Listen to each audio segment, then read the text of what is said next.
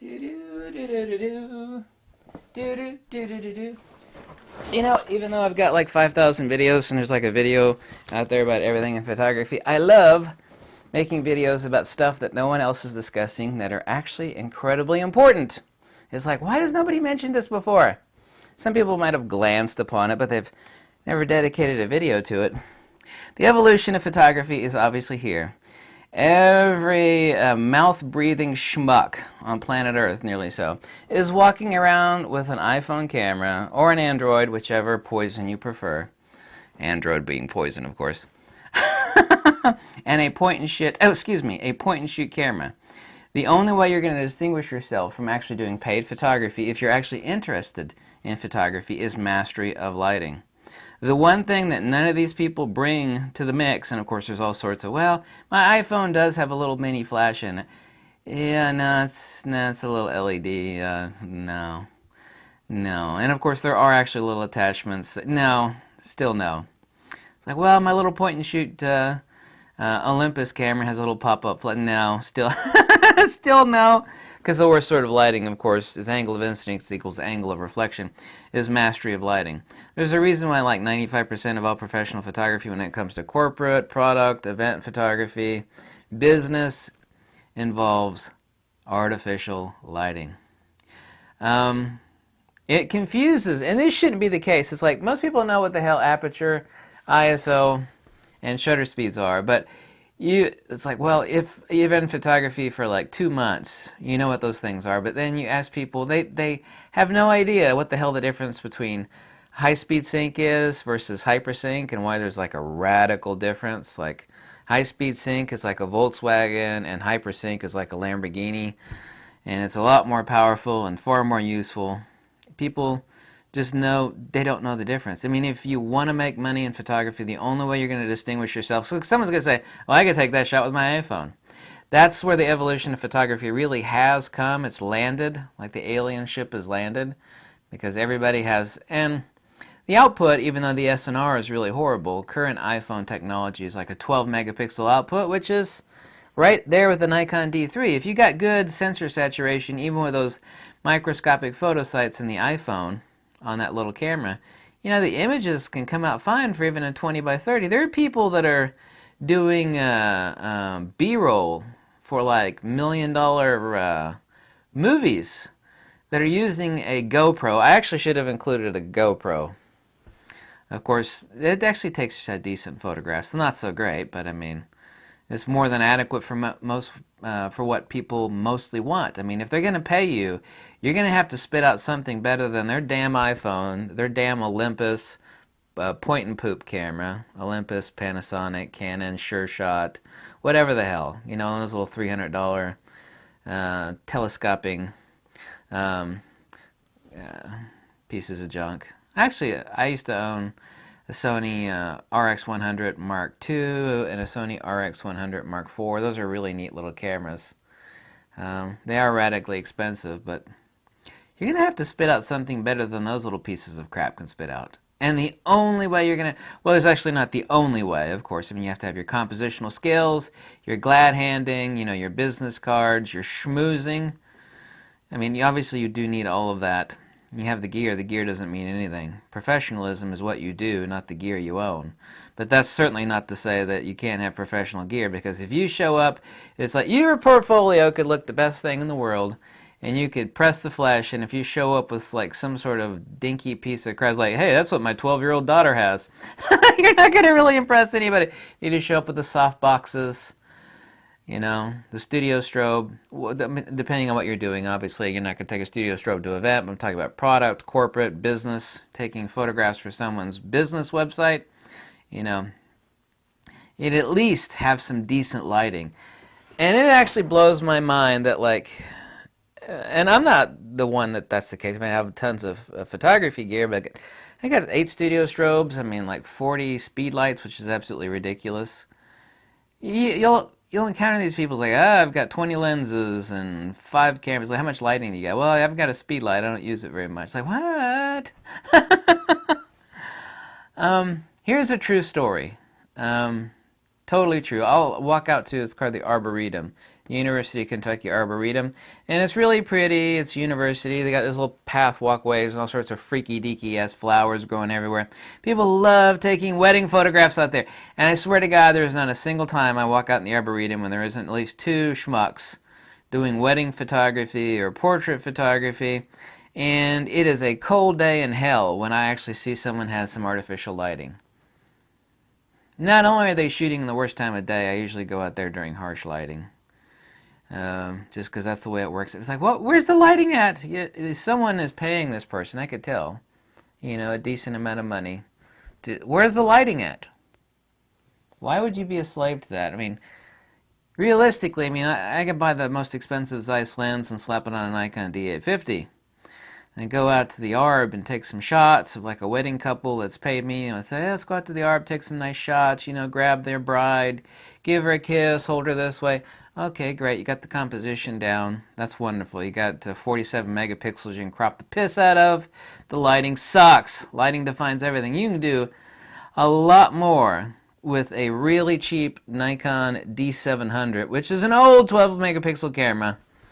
And some awesome lighting than you can with a Nikon D850, $3,300 camera, best lens in the world. You do realize that, right? $5,000 camera and lens is crap compared to the possibility that you have with, you know, a $600, $500, $400, $300 camera. Literally, you could do more with a $300 Nikon D300, which is what they go for today, currently, I believe. And some serious lighting than you can with, you know, the serious lens. Oh, it's a big camera. That's impressive. Oh, geez, these shots kind of look like what I could do with my iPhone. The evolution of photography is here. You're going to have to impress somebody. Obviously, you need the skills. You need to do the follow-through. A business is a business. You have to run it like a business. You have to be professional. You can get a lot farther in personality than you can on the skills. As the White House photographer will certainly, I mean, whoa, her pictures suck. It's like she's the official White House photographer? Oh, forget I mentioned that. That was me. That was my mind drifting. However, everybody I say that to is like, yeah, I've seen those pictures. They're pretty horrible. It's all lighting.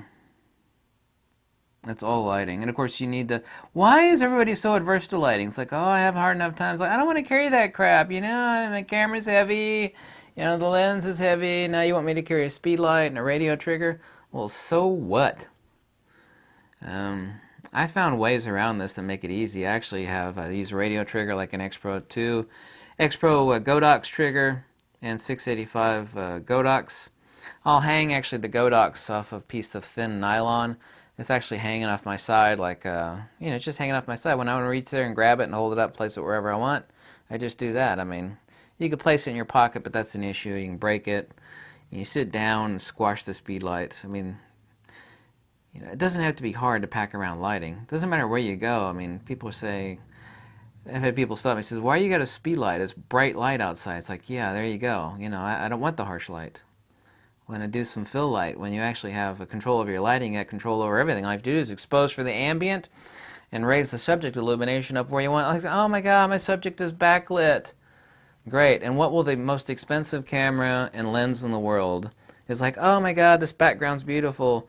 You know, all I can do is like split the difference and, you know, raise the shadows in Lightroom. But yeah, your subject will look all muddy because the dynamic range was too radical. It's like, well, this is what you get up early in the morning or late in the evening for. Well, screw that. What if I don't want to get out at 9 o'clock in the morning when the nice orange light is there, or I don't have the ability to, or the client does? It's like, well, the client's going to say, you know, what's your problem? I could only do the shoot between 2 o'clock and 4 o'clock. You're like, oh, God, I can't do that because that's when the shitty lighting is. And they're like, screw you. I'm paying you money. You're supposed to be a photographer. A photographer's main attribute, at least professional photographers, is they have control over the lighting. And if you whine to your clients like, oh my God, well, I'm paying you a lot of money. Why can't you do the shot between 2 and 4? Well, because I want to shoot you out there where you want to take the shot. But, you know, the lighting's coming from behind you and the dynamic range is too horrible. So all I can do is expose for you and blow out the background, or expose to the background and then lose all the intertonal detail and sensor saturation in you, because all the Photoshop, Lightroom editing and Lightroom editing in the world won't fix that problem. It'll make it look a lot better, but it'll still look like crap. The only thing that's going to distinguish you in the evolution of photography where everybody can take really decent looking shots with their iPhone and the little point and poop camera, is that you start studying and mastering light. It's so cheap. As much as you spend for one good Zeiss lens, you can get could get a professional C-stand that are used in $1 million movies, a used studio strobe, pair of wireless triggers, a couple Godocks, Octabox. I'm not a big fan of softboxes, even though I have a lot of softboxes. Octaboxes are a lot more useful, and they don't blow over as easy in wind when you take them outside. A power pack, a lithium power pack, because a lot of time you want to drop a lot of power. Back the hell up, shoot, like I say, 180 millimeter lens, back the hell up, use that for portraiture. You know, and a speed light ain't going to do it. You could get it closer, but we don't have to throw a lot of power with like a long throw reflector. You know, burst out like 1,300 watt-seconds of power and overpower the sun. That's actually a phrase used in professional photography, is overpowering the sun. Just type in overpower the sun in photography. Main point is, and yeah, I've rambled a lot in this video, is that with the evolution of photography being here and being ever more so here, you know, the only way you're going to get paid, and that's not really the case, but the only true hardcore way you're going to get the respect and, you know, single yourself out, and you'll be making more money instantly than you ever thought possible, is if you start studying, mastering, and getting lighting equipment. Because you don't need the expensive camera, but you do need good lighting. Photographia, writing with light. I think lighting has something to do with photography. People think that has to do with ambient. Being a slave to ambient lighting is just stupid. Being a stalker without a speed light is like a hunter hunting a deer, and like, you know, and I'm not a hunter at all, just a really good analogy. You know, hunting an animal, walking miles and miles and finding your prey. And having lighting is like the lazy. I don't believe in working hard, I believe in working smart. The wise hunter doesn't actually hunt his prey. What he'll do is he'll actually put out like deer like salt blocks. He'll like put out a salt block on this this key spot. He'll draw in all the deer, you know, he'll sit up in the tree, and you don't have to go anywhere. Just wait for the deer to come in to lick on the salt block, and like, I'm not a hunter, okay, it was just an analogy, chill the hell out. So, nobody's really talking about lighting. Not really, they're not. Ah, latest camera, latest lens, that's all people like to talk about. People don't get like sexy, like, oh my god, look at that new studio strobe. No, they get all hot and bothered about a new camera lens. I get hot and bothered about a new camera lens too. I mean, I know the hell that lighting is far, far more important.